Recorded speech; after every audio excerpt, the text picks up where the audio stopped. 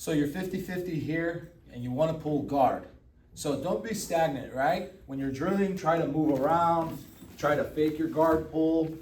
Get them to kind of feint a little bit, okay? Act like you're gonna pull guard, raise your leg a little bit, and then you're gonna place your foot on the hip. And the way I like to teach it is I'm gonna fall on my left tricep. I'm gonna fall on my left glute. So I'm here, foot on the hip bone. I'm gonna fall right here on this side.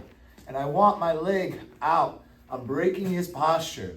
It's extremely important to hide this leg. If you get lazy with this leg, yeah, he's gonna grab inside and he's gonna glue his elbow here, and now you're gonna be in a lot of trouble. You're gonna need to get a pocket grip and strip.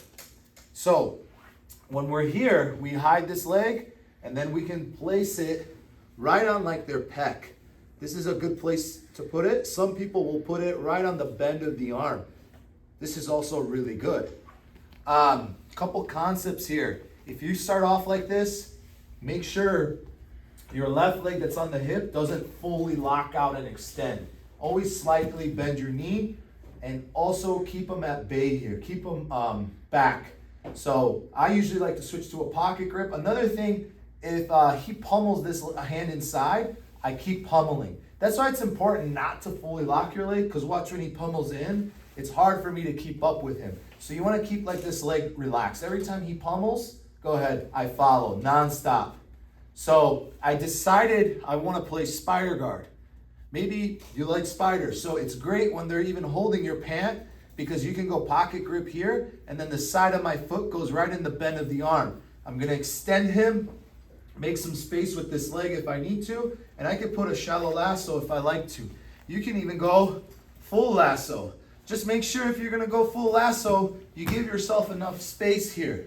Sometimes when I'm here and I try to put this leg in, I can't get my leg all the way inside. So sometimes it's okay. You wanna slide to the side and get all the way in. Look at my big toe. It's gonna go right on his scapula. I'm gonna square up and I want my knuckles down by my hip bone. This is also very important. If your hand is here and loose, he's gonna have a lot of mobility with his wrist. And you see how he's moving his hand? We don't want that. So we want our elbow glued to our ribs, our tricep going down to the mat and killing his wrist mobility. So sometimes you get stuck here, right? There's not a lot going on. You're gonna reach right by the earlobe. Go nice and high. Avoid going here. Go really high. And then you're going to break the posture, step dead in the center, and don't just swing your leg over your head. Try to slide underneath them. So as I pull, I slide. Yes, this is what I'm looking for. I want him to face plant.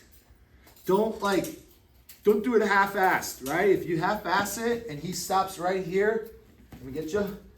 You don't got a lot going on here. Maybe you can go to X, whatever. That's a different topic for another day. But a lot of times when you get people here, they're gonna run backwards. And you're gonna lose your control. So make sure, you had your lasso and everything. You go by the earlobe. You really get underneath. You pull them as high as possible. Now, I'm gonna swivel my outside leg for like a modified single leg X. My knee stays outside. All at the same time, I'm gonna catch his pant, the side of it right here. When I'm ready to go, I'm gonna raise my right leg and I'm gonna pop him in the inner thigh with my hamstring, and my leg that's in is going to elevate him up to the ceiling. Think of it like you're kicking him in the groin. Be careful not to, but that's how I need you to think of it. Or kicking him right in the hip bone. While that is happening, I bench press. I raise him up. Don't do the dummy sweep. A lot of people think it's this. Go ahead, resist, fight back, right? If he grabs my collar, right? It's not really gonna work. So I need to grab here and elevate him. You see? Ready, break your fall. And you see how I hide that leg immediately.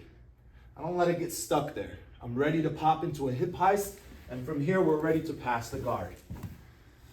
So we start standing, very common, white belt. You don't know what to do. You go to a competition, 2 minutes left or so. They didn't take you down, you can't take them down. You gotta pull guard, you gotta make something happen. Don't be shy, don't be afraid to play some guard. Don't be afraid to let loose, all right? Take some chances and risks. So we're here, we're moving around, right? Sometimes I'll fake it just to see his reaction. So then I'll put the foot on the hip, and again, I'm falling almost like I'm going behind him. I don't want to ever fall backwards. And I'm breaking his posture as I'm doing it. Here. All right? You can spin around here, Danny. Not you. Your name's not Danny. All right.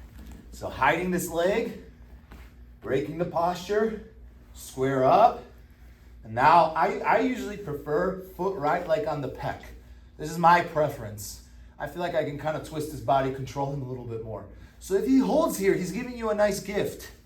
See, he gave you a gift, spider guard. Stretch him out.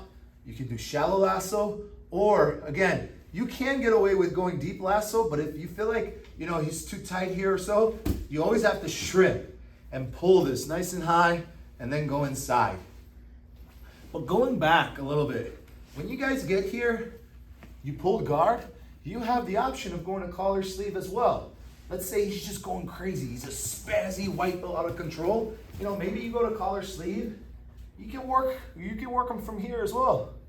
Maybe this grip you don't feel comfortable with. You go here and you just play survival mode, right? I have triangles from here as well. I have arm bars from here. I have omoplatas. We can work everything hand to hand. Everything goes together. It's one big family. Don't get overcomplicated. What I gotta do? I gotta only play spider. No, you can do a little bit of everything.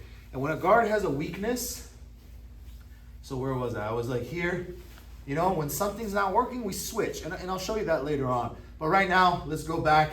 We get to spider, lasso. We put the shoe on, right? Like a big boot, I should say. Or I play shallow lasso, not a problem.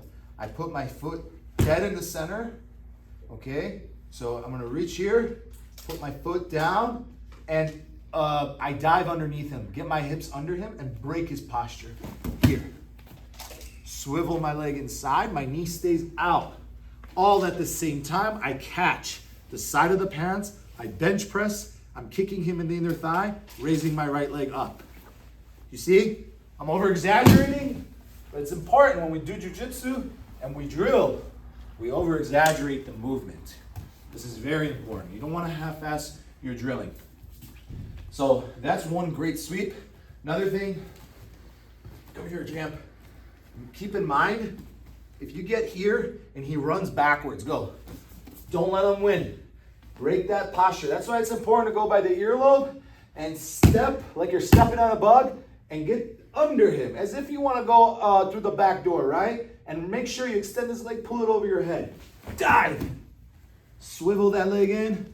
And again, I'm not kicking backwards. I'm bench pressing.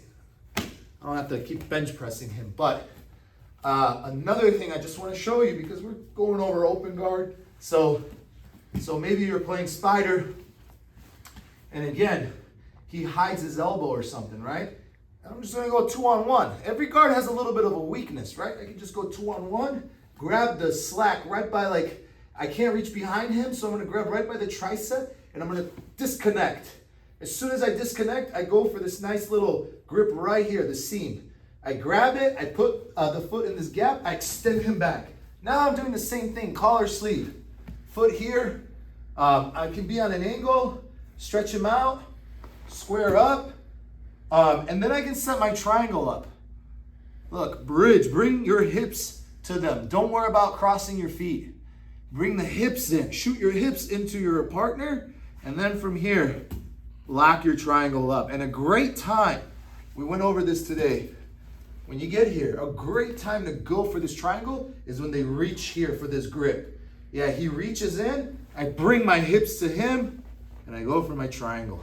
So again, this is something you can just play around with. So you're like, hey, I'm playing spider, but nothing's going on, I can't, he's hiding his elbow. Okay, we can go switch, transfer, all right, peel, extend, grab the seam. And now we put the foot on the pec. Now we're playing 2-on-1 or laser guard.